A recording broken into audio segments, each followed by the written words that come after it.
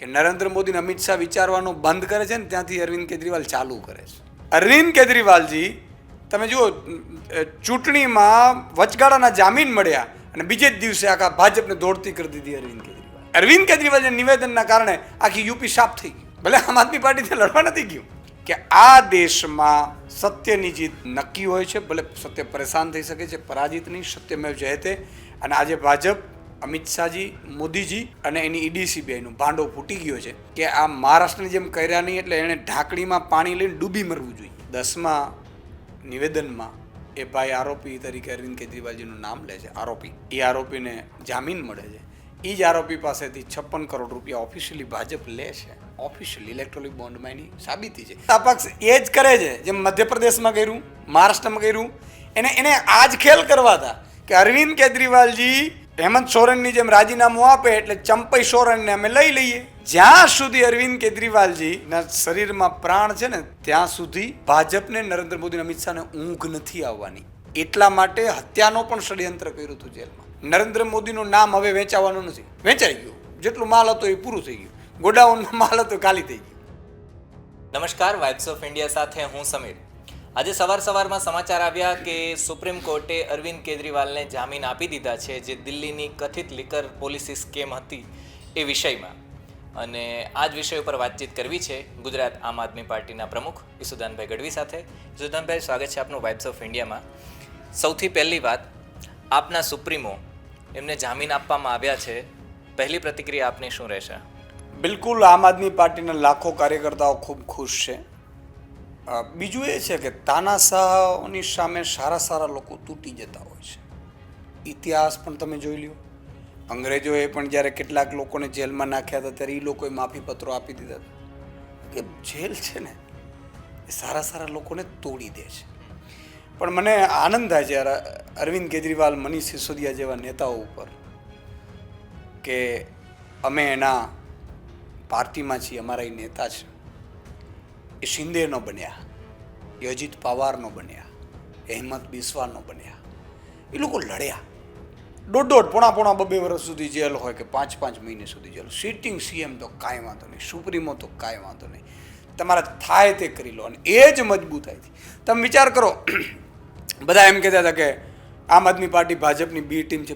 આ અરવિંદ કેજરીવાલ માત્ર જનતાનો છે, બીજા કોઈનો નથી. એ સાબિત કરી દીધું. અરવિંદ કેજરીવાલજીએ જે ભાજપને લીધા હતા, ચોથી પાસ રાજાની કહાની દિલ્હીની વિધાનસભામાં ઉઠાવનાર એક એવા નેતા. અરવિંદ કેજરીવાલજી તમે જુઓ, ચૂંટણીમાં વચગાળાના જામીન મળ્યા અને બીજે જ દિવસે આખા ભાજપને દોડતી કરી દીધી અરવિંદ કેજરીવાલ. અને એની વસ્તુ સાચી પડી કે આ યોગીજીને કઈ રીતે થાય. અને અરવિંદ કેજરીવાલના નિવેદનના કારણે આખી યુપી સાફ થઈ ગઈ. ભલે આમ આદમી પાર્ટીથી લડવા નથી ગયું. તમે જુઓ, યુપી સાફ થઈ ગયું. આ નેતાની તાકાત છે, આ નેતાના વચનની તાકાત છે. એટલે આજે અરવિંદ કેજરીવાલજી આમ આદમી પાર્ટીને જે તોડી પાડવાનો, ખતમ કરવાનો જે કારસો હતો એ ભાજપનો ઉઘાડો પડ્યો છે. ઈડી સીબીઆઈ ઉઘાડા પડી ગયા છે. અને એટલા માટે એટલું ચોક્કસ છે કે આ દેશમાં સત્યની જીત નક્કી હોય છે. ભલે સત્ય પરેશાન થઈ શકે છે, પરાજિત નહીં, સત્યમેવ જયતે. અને આજે ભાજપ, અમિત શાહજી, મોદીજી અને એની ઈડી સીબીઆઈનું ભાંડો ફૂટી ગયો છે કે આ મહારાષ્ટ્રની જેમ કર્યા નહીં એટલે એણે ઢાંકણીમાં પાણી લઈને ડૂબી મરવું જોઈએ. આપે ઈડી અને સીબીઆઈની વાતચીત કરી છે. બંધારણની વાતચીત જો આપણે કરીએ તો નિષ્પક્ષ સંસ્થા છે, પરંતુ આનો ઉપયોગ રાજકીય ફાયદા માટે કરવામાં આવે છે. પહેલાં ઈડીએ પકડ્યા હતા, જામીન મળી ગયા, તો સીબીઆઈએ પકડી લીધા, હવે સીબીઆઈમાંથી પણ જામીન મળી ગયા છે.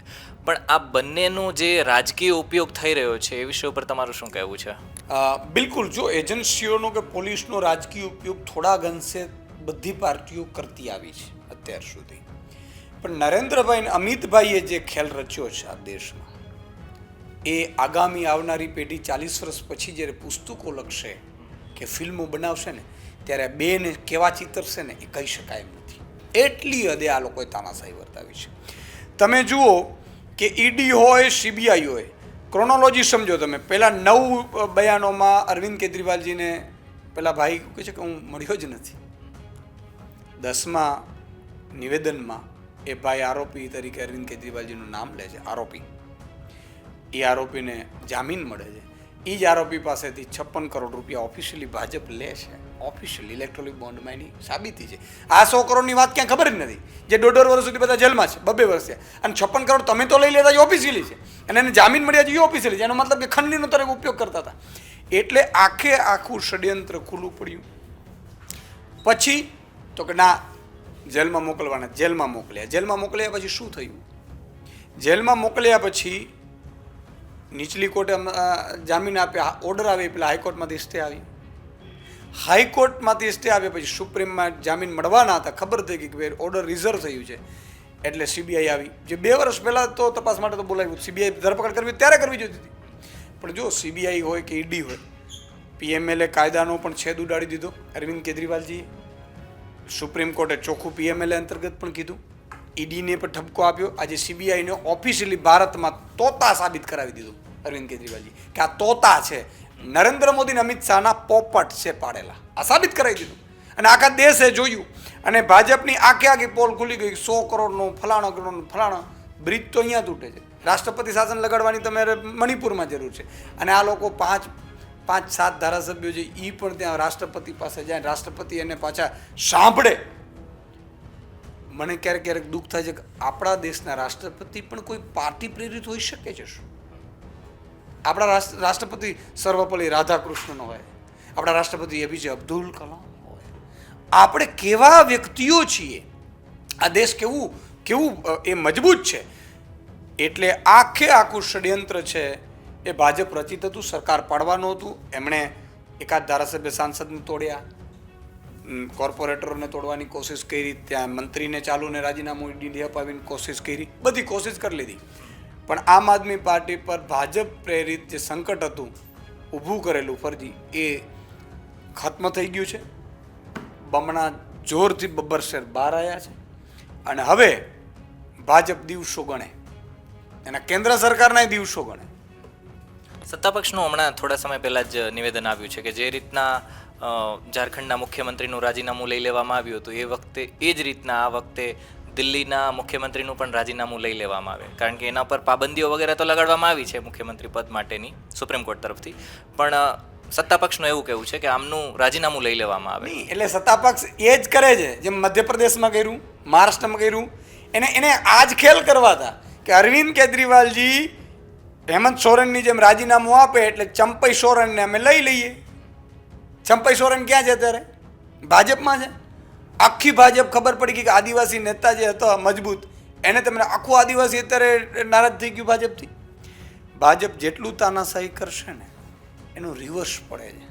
400 પારનો નારો 240 આવી ગયો. 240 આવી સીટ તો બધા લોકો તો ગાળો ભાંડતા હતા, 400 પાર ક્યાં ગયા? કેમ? કારણ કે ફરજી ઊભું કરેલું હતું.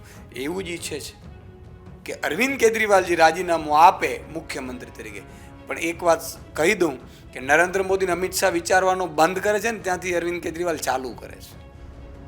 અને અરવિંદ કેજરીવાલ છે એટલે તમે જ્યાં સુધી અરવિંદ કેજરીવાલજી ના શરીરમાં પ્રાણ છે ને ત્યાં સુધી ભાજપને નરેન્દ્ર મોદી અને અમિત શાહને ઊંઘ નથી આવવાની. એટલા માટે હત્યાનો પણ ષડયંત્ર કર્યું હતું જેલમાં. એણે ઇન્સ્યુલિન પણ આપવા નહોતા દીધી. બરાબર છે. અને એને ખબર હતી કે અરવિંદ કેજરીવાલ શું ચીજ છે. ખાલી બે દિવસમાં બહાર આવ્યા હતા જામીન ઉપર અને દોડતા કરી દીધા હતા. અમિત શાહે પ્રેસ કોન્ફરન્સ કરવી પડી કે ના અમારા 75 પછી પણ નરેન્દ્ર મોદી રહેશે. કેમ ભાઈ 75 પછી નરેન્દ્ર મોદી રહે? તમે જ કાયદો બનાવ્યો છે.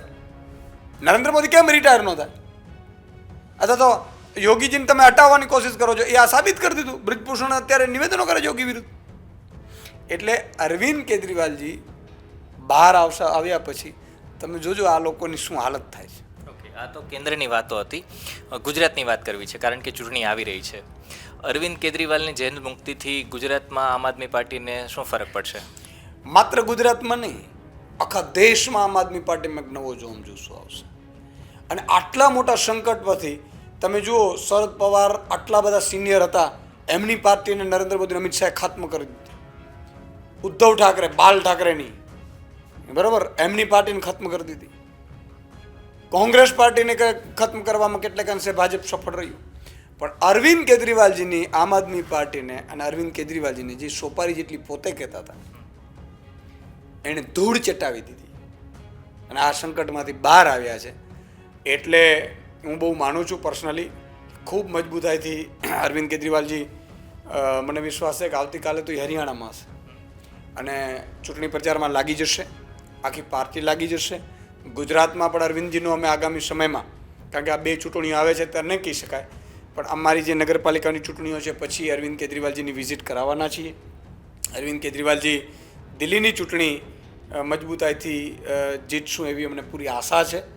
અને એટલું ચોક્કસ છે કે હવે ભાજપ આખા દેશમાં ભાજપ પ્રત્યે અરુચિ લોકોને જાગી છે. નરેન્દ્ર મોદીનું નામ હવે વેચાવાનું નથી, વેચાઈ ગયું. જેટલું માલ હતો એ પૂરું થઈ ગયું, ગોડાઉનમાં માલ હતો ખાલી થઈ ગયું. અત્યારે તમે જુઓ, નરેન્દ્ર મોદીજીએ સૂચના આપી વડોદરામાં, વડોદરાના લોકોએ હાલતી પકડાવી તો શું કર્યું? કેમ કાશીના લોકોએ કહી દીધું કે હાલો નીકળો. હવે કાશીમાં કદાચ માની લો કે 75 વર્ષે રહે તો 29માં કાશીમાં તો લડે એમ છે નહીં. ગાંધીનગરમાં અમિત શાહજી ખાલી કરે એમ નથી, તો વડોદરા છે પાછી. એટલે અત્યારથી વડોદરાની તૈયારી થવા માંડી. વડોદરામાં કાલે તમને ખબર હોય તો પેકેજ જાહેર થયું, સીએમ પાછા જાય છે, સીએમ જાય છે, પેલા આપણા ગૃહમંત્રી જાય છે. પછી રોષ છે કે હા રોષ તો અમારી પ્રજાથી રોષ હશે જ ને. આ બધું એટલા માટે કરવામાં આવે છે કે 29માં એમને ખબર છે કે હવે ક્યાંય જવા જેવું નથી. પણ ગુજરાતની પ્રજા પણ ભાજપથી અને એના ખેસથી અરુચિ છે. એ સદસ્યતા અભિયાનમાં તમને ખબર પડી ગઈ. સદસ્યતા અભિયાનમાં ભાજપે જે રીતે પ્રજાના રોષનો સામનો કર્યો છે અને જે રીતે અરુચિ પેદા કરી છે, આજે હું તમને એમ કહું છું, ગળા પકડીને તમને હું ખેસ પહેરાવું તો તમને એમ કહું કે ના તું મારા સદસ્ય અભિયાન બંધ, 10 રૂપિયા આપું. 10 રૂપિયા ચાલુ કર્યા છે ગામડામાં. એક તમે નોંધણી કરો, મેં સાંભળ્યું છે 10 રૂપિયા. સરકારી કર્મચારીઓને કાલે ચેતર વસાવાએ રેડ પાડી. તમે જો સરકારી કર્મચારીઓને પોતાને તો સભ્યો જોડ્યા, એને ટાર્ગેટ આપ્યા, ડીડીઓને ટાર્ગેટ આપ્યા છે. હવે કલેક્ટરોને આપવાના છે, મેં સાંભળ્યું છે. મંત્રીઓ તો કલેક્ટરોને આડકતરી રીતે સૂચનાઓ આપશે, મેં એવું સાંભળ્યું છે. એટલે ભાજપને અત્યારે ગુજરાતમાં એટલી અરુચિ છે, હજી 1 વર્ષ જવા દો એટલે અહીંયા ભાજપ કે ભાજપનો નેતા જેમ હરિયાણામાં અત્યારે ઉતરી નથી શકતું મેદાનમાં, એનાથી બદતર હાલત ગુજરાતમાં થશે. મારે સદસ્યતા અભિયાનની જ વાત કરવી હતી પણ તમે વાત કરી દીધી. નાના છોકરાઓને જોડવામાં આવે, વાલીઓને ખબર પણ ન હોય ને એમને જોડવામાં આવે, અધિકારીઓને સદસ્યતા અભિયાનમાં જોડાવા માટે કામગીરી આપવામાં આવે. આ કેટલું યોગ્ય કહેવાય? હું તો એમ કહું છું કે રાજનીતિ છે ને એ કેવી હોય સમીરભાઈ, કે માની લો કે અમે લડ્યા, હું ને મુડુભાઈ સામે લડ્યા. આજે પણ 5 વાગે રિઝલ્ટ આવ્યું, પૂરું થઈ ગયું. મુડુભાઈની રીતે મંત્રી બન્યા. હું અત્યારે મારી પાર્ટીનું કામ કરું છું, ધારાસભ્ય નથી, તો હું મારા છતાં જેટલું થાય એટલું કરું. પણ અમારે વેરઝેર ન હોય. અમારી સાથે પણ કોઈ, મારે આજે ભાજપના કેટલાય નેતાઓ મારા પર્સનલ સંબંધો હોય, પણ અમારે વેરઝેર ન હોય. આ પ્રકારની રાજનીતિ હોય. આપણા સૌનું કામ એ છે કે 5 વાગે રિઝલ્ટ આવી ગયું, જેને સત્તા મળી એ સત્તાનું કામ કરે, વિપક્ષ મળે ભૂલો કાઢવાનું કામ કરે, વિરોધ કરવાનું કામ કરે, જેને નથી મળ્યું એ પણ અવાજ ઉઠાવે, લોકોનો હિત ન કરે. આ રાજનીતિ છે. આણે શું કર્યું કે સામ દામ દંડ ભેદ, નેતાઓને જોડો, વિપક્ષને ખતમ કરો, ફલાણું કરો, એમ કરીને કર્યું. એટલે હવે લોકો અરુચિ, જનતા અરુચિ થઈ ગઈ. ભાજપનો ખેસ અને ભાજપનું નામ લો ને એટલે આમ વોમિટ કેમ થાય એવી રીતે જનતાને વોમિટ થાય છે, ફીલ થાય છે, અરુચિ. એટલે એણે આ છોકરાઓ, નાના બાળકોને, યાર તમે સ્કૂલ આપી નહીં, હજારો સરકારી સ્કૂલો બંધ કરી, તમે ગૌચર ખાઈ ગયા. મેં રાજકોટનું આજે જ પેપરમાં વાંચ્યું કે નેતાઓ ભાજપના રહે છે ની બાજુમાં ગરીબ બાળકો માટે સ્કૂલ બનાવવાની હતી, ત્યાં બગીચો બનાવી દીધો. ગરીબ બાળકો આવે એને ગરીબોથી એટલી અરુચિ છે ભાજપવાળાને. ગરીબોનું નામ પડે એટલે ભાજપને એમ થાય કે ઓહો, જેમ આભડછટ થતું એવી સ્થિતિઓ ભાજપના રાજ્યમાં છે. એટલે એ બાળકો પાસે ગયા, બાળકો પાસેથી સરકારી કર્મચારી પાસેથી ગયા, સરકારી કર્મચારીથી પણ હવે હજી નીચે ઉતરશે, મોટા કર્મચારીઓ પાસે જશે અને છેલ્લે જૂતા ખાશે. થેન્ક યુ સો મચ આપે વાત કરીએ બદલ. તો હવે જોવાનું રહેશે આગળના સમયમાં શું થશે. ધન્યવાદ.